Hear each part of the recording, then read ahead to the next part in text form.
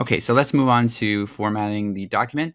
So you might be asked to set up document pages, and what they mean by that is just like the second task, we're going to change the page margins of the document, and then we're going to set the top and bottom margins to a specific measurement and also the left and right margins to a specific measurement as well. So if you want to change the page margins of your document, we'll go to the Layout tab, we'll click on that, and then we'll choose the margins drop arrow here. Now, some of these come with some of their own settings, and this one's really great. I like this one, the narrow one, which kind of allows you the most space within the document, so it kind of spreads everything out. That's the kind of my go-to one that I go to if I need some space on my document. But this one wants us to do a custom margins and then to kind of alter the top and bottom a little bit differently than the left and right one. So we're going to change this to 0.75 inches or 1.9 centimeters for the top and the bottom. And then for the left and right, as the instructions say, we're going to change this to a half an inch, so 0.5 inches. Okay, and because it says the whole document, just make sure this is selected when it says applied to, and then we'll press OK. And you should see things kind of spread out a little bit. So the second skill in this format documents section is the how to apply style sets. Now that sounds a lot like styles that are in the home tab, so those can be confused with these styles here. The difference between styles and style set is the style will change the formatting of maybe a single heading or a single paragraph or a single sentence. Style sets, on the other hand, will change the font and font colors and theme of the whole document. So that's the difference between a simple style and a style set.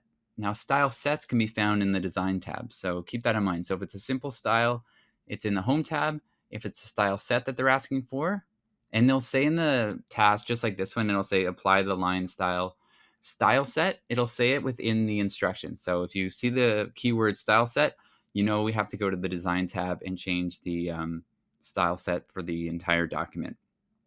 Okay. And now we have to look for the lines stylish. So it might not be a bad idea to get familiar with some of these style sets. I know from using this a lot that the one that we're looking for is right here. So I'm going to click that one. And you can kind of see the document and the font changes a little bit. We had kind of a blue theme. Now there's a little bit more of a red theme going on with this line stylish style set. So the third skill mentioned in this format documents set here is the how to insert and modify headers and footers. And we're going to do that within the task for this project. So it's going to ask us at the top here to display the retrospect header on every page except the first page. So there's two things we're looking for. So within the insert tab, we'll go to header over here and we'll start looking for the retrospect type header. So alphabetical order would tell me that this is down a little bit just after the M one, and there's our retrospect one. So I'll click on that, except we don't want this on the first page. So I'm going to hop over to the first page and just make sure we've done this correctly.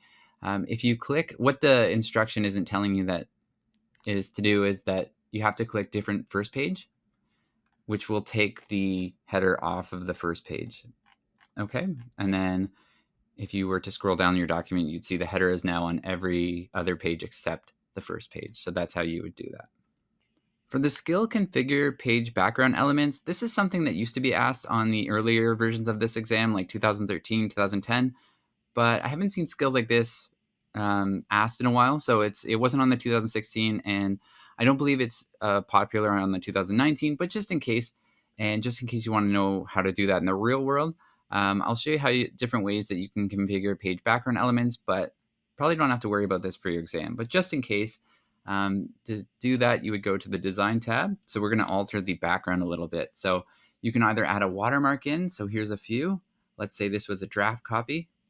You could add in a watermark in the background, or you can also change the page color here. So you could just go to page color and then just alter the page color. You probably don't want to choose something too extreme when you're printing, but maybe a gray would look nice with this or something, or a very light blue, something like that.